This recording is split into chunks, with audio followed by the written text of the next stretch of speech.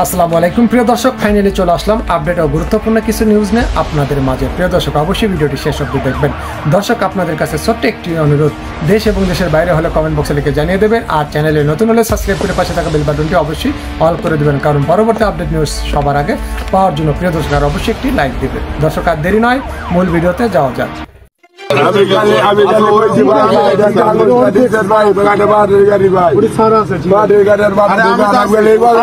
আমার অনেকে ভাই দাম রাইছে লাইট লাস্ট ভাই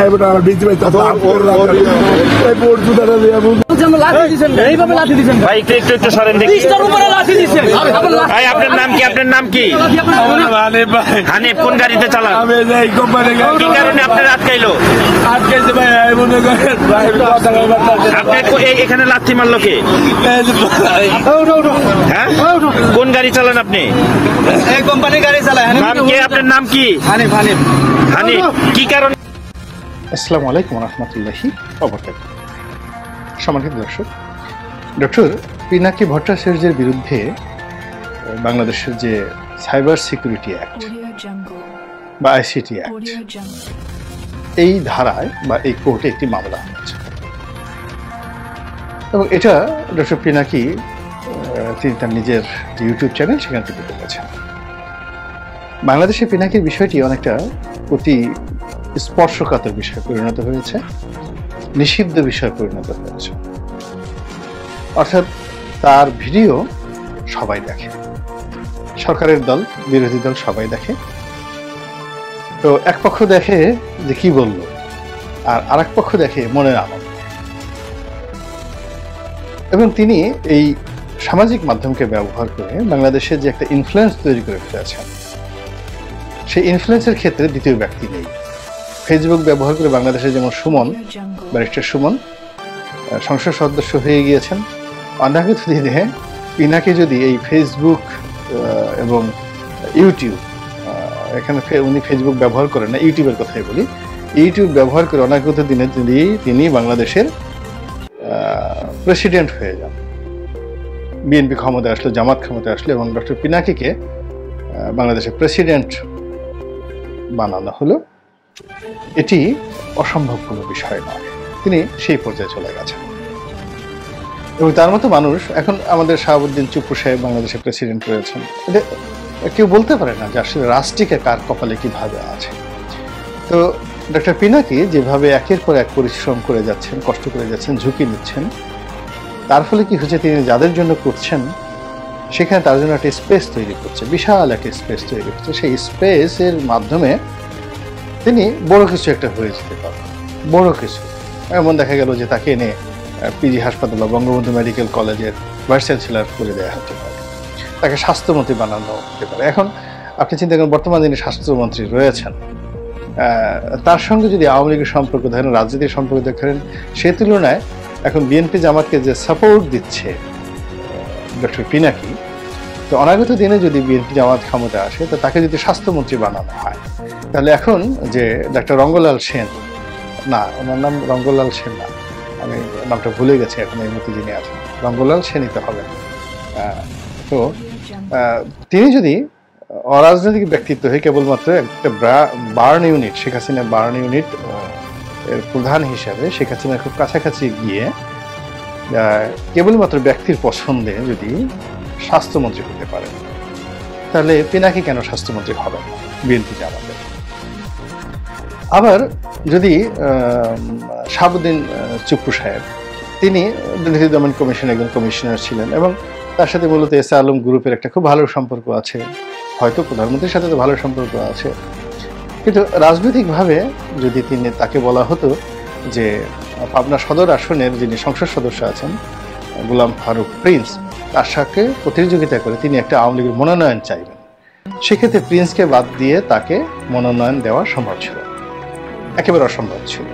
যদি ঢাকার কোনো আসন থেকে তাকে মনোনয়ন দেওয়া হতো, তাহলে তিনি আদৌ পাশ করতে পারতেন কিনা বা তাকে করানো হতো কিনা, সেটাও প্রশ্ন সাপেক্ষ বিষয়। কিন্তু দেখেন, তাকে সেই প্রতিযোগিতায় যেতে হয়, তার কপালে রাষ্ট্রিকা আছে, তারপর অনেক বড় বড় দরবেশদের তার প্রতি আশীর্বাদ রয়েছে, ফলে একেবারে টুপ করে তিনি একেবারে সর্বোচ্চ, বাংলাদেশের সর্বোচ্চ রাষ্ট্রীয় প্রতিষ্ঠান রাষ্ট্রপতির কার্যালয়ে মহামান্য রাষ্ট্রপতি হিসেবে নিয়োগ করেছেন। ফলে এই দুনিয়াতে অনেক কিছু হতে পারে। আমাদের দেশে মোহাম্মদ আলী নামক একজন লোক, মোহাম্মদুল্লাহ নামক একজন রাষ্ট্রপতি ছিলেন, খন্দকার মোশতাক রাষ্ট্রপতি হয়েছেন। তো যার জন্য এটা বলা যায় না আমাদের সম্মানিত রাষ্ট্রপতি যিনি কোনোদিন রাষ্ট্রপতি হতে চান নাই, এবং রাষ্ট্রপতি পদ থেকে আবার তিনি প্রধান বিচারপতির পদে ফিরে গিয়েছিলেন, বিচারপতি শাহাবুদ্দিন সাহেব। তো তার মতো ইতিহাস তো আছে বাংলাদেশে। এই জন্য ক্ষমতা কখন কোন জায়গায় যায় বলা যায় না। তো পিনাকির ভাগ্যে অনাগত দিনে কি আছে একমাত্র সেই বলতে পারে। এবং এটি যেমন ইতিবাচক দিক, এবং তার যারা প্রতিপক্ষ, তিনি যাদেরকে বাস দিচ্ছেন, যাদেরকে গালি দিচ্ছেন, যাদেরকে আঙ্গুল বাঁকা করে বিভিন্ন জায়গাতে তার আঙ্গুল ঢুকিয়ে দিচ্ছেন, তারপরে তিনি যাদেরকে তুচ্ছ করছেন, তাচ্ছিল্য করছেন, 14 গোষ্ঠী উদ্ধার করছেন, বাপ মা তুলে গালাগালি করছেন, এরপরে কাউকে রাজা বানাচ্ছেন, কাউকে প্রজা বানাচ্ছেন, মানে তিনি পুরো তার যে ভিডিও যে কন্টেন্টগুলো আছে সেই টোটাল ভিডিও কন্টেন্টে তিনি যে কর্মকাণ্ড করছেন সেখানে হি ইজ দ্য কিং এবং he is the king maker. তিনি নিজে রাজা এবং তিনি যাকে ইচ্ছা থেকে রাজা বানাচ্ছেন এবং তার সঙ্গে সঙ্গে আবার অনেকে প্রজাও বানিয়ে ফেলছেন।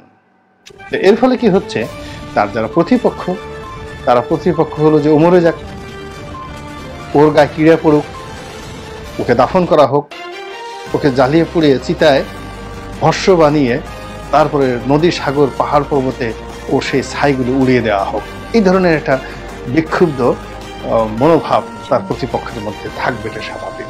অথবা কেউ হয়তো মনে করবে যে ইস, যদি একবার পেতাম, ওরে যদি ধরে আনা যেত, ওকে ঢুকিয়ে হাজতের মধ্যে ঢুকিয়ে একটা বাঁশ ডলা দিতাম, হাওমা করে ও কাঁদতো, সেই দৃশ্য দেখতাম।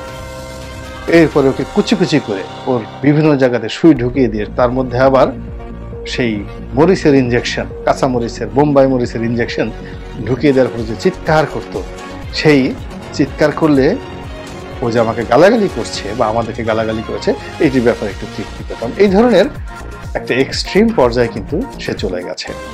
তো কাজেই সে যদি বিজয়ী হয়, বিজয়ী হওয়ার যেমন শুভ ফলাফল অনেক ঊর্ধ্বে, আর যদি তার যারা প্রতিপক্ষ রয়েছে তারা যদি তাকে ধরতে পারে, তারা যদি তাকে আনতে পারে, তারা যদি তাকে ব্যবস্থা নিতে পারে, তাহলে সর্বনাশ হয়ে যাবে, মারাত্মক সর্বনাশ হয়ে যাবে। এবং আপনারা জানেন যে এই যে কর্নেল ফারুক রশিদ, এই যে কর্নেল ফারুক ধরা হয়েছে, মারা হয়েছে, তো তাকে এনে কি করা হয়েছে, চর, থাপ্পড়, কিল, ঘুষি, মানে সে বঙ্গবন্ধুকে হত্যা করেছেন, করার পরে তাকে যে মৃত্যুবরণ করতে হয়েছে, খালি ফাঁসিতে লটকানো হয়নি, আর অনেক কিছু সেখানে করা হয়েছে। তো এই যে যে জিনিসগুলো পিনাকির ক্ষেত্রে সেটা প্রযোজ্য। তো প্রযোজ্য হচ্ছে এখন এই যে একটা ভেস্ত দোজকের মাঝামাঝি জায়গাতে তিনি ফ্রান্সে আছেন। আপনার কি মনে হয় সে খুব সুখে আছে? আমার কাছে তো মনে হয় না। সে হাসেন, তিনি হাসেন, কথা বলেন, উজ্জীবিত করেন অনেকে, কিন্তু তার যে ভয় নেই বা তার যে আতঙ্ক নেই, এর কোনো রিজন নেই। এর কারণ হলো পশ্চিমা দুনিয়া এখন তিনি ফ্রান্সের খুব আপনজন হিসেবে আছেন, সরকার থেকে প্রোটেকশন দিচ্ছে, কিন্তু এই ফ্রান্স আবার শেখ হাসিনার হাতে তাকে তুলে দেবে না, এই ব্যাপারে কিন্তু কোনো নিশ্চয়তা নেই। পশ্চিমারা এই কাজটি সবসময় করে। জুলিয়ান অ্যাসাঞ্জের মতো লোককে তুলে দিয়েছে, মানে সে ব্রিটেন এখন আমেরিকার কাছে তুলে দেয়। আবার সে আশ্রয় নিয়েছিল ইকুয়েডরের রাষ্ট্রদূতের বাসভবনে, এবং ব্রিটেনের সাথে তাদের একটা সমঝোতার কারণে সেই ইকুয়েডর তাকে তুলে দিয়েছে। তো কাজেই এই যে এখন ফ্রান্সের সঙ্গে বাংলাদেশে একটা বড় বাণিজ্যিক লেনদেন হচ্ছে, তো বাণিজ্যিক লেনদেন হচ্ছে, এবং সেই বাণিজ্যিক লেনদেন হলো আমরা সেখান থেকে বিমান কিনছি, আমেরিকাকে বাদ দিয়ে ফ্রান্সের বিমান কিনছি। এবং বিমান কেনার কারণে কি হচ্ছে, ফ্রান্সের যিনি এখন প্রেসিডেন্ট রয়েছেন ইম্মানুয়েল ম্যাক্রো, তিনি সরাসরি বাংলাদেশে এসে মাননীয় প্রধানমন্ত্রীর সঙ্গে দেখা করে গিয়েছেন, এবং the relation was just like a mother and son. প্রধানমন্ত্রীকে তিনি মায়ের মতো করে তিনি শ্রদ্ধা দেখিয়েছেন, তাকে আলিঙ্গন করেছেন, এবং যাওয়ার সময় এটা হৃদয় বিদারক দৃশ্য, মনে হয় যেন মাকে ছেড়ে যাচ্ছেন, এরকম একটা অভিব্যক্তি কিন্তু ইম্মানুয়েল ম্যাক্রোর চোখে মুখে চলে আসছে। তো প্রধানমন্ত্রী যদি ইম্মানুয়েল ম্যাক্রোকে টেলিফোন করেন যে বাবা তোমাকে তো ব্যবসা দিয়েছি, তুমি আসছো, তোমার কাছে আমার কিছু চাওয়ার নেই, তুমি শুধুমাত্র এই লোকটাকে একটু আমাদের দেশে ফেরত পাঠিয়ে দাও। আচ্ছা বলেন তো তাহলে কি হবে?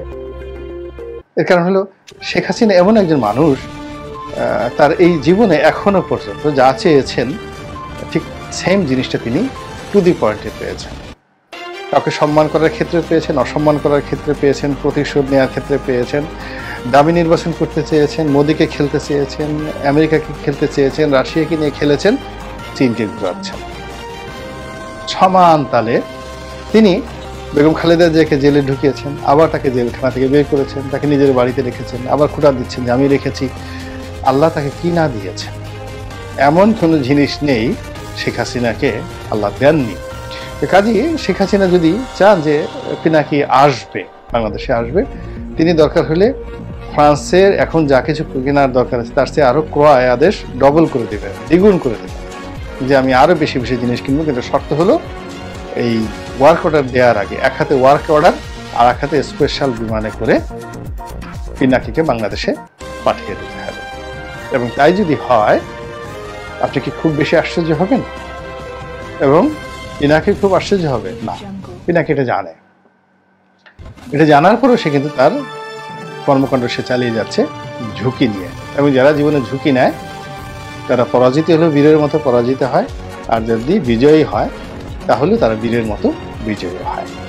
সময় আসুক, কি হচ্ছে দেখা যাক। আসসালামু আলাইকুম ওয়া রাহমাতুল্লাহি ওয়া বারাকাতুহু।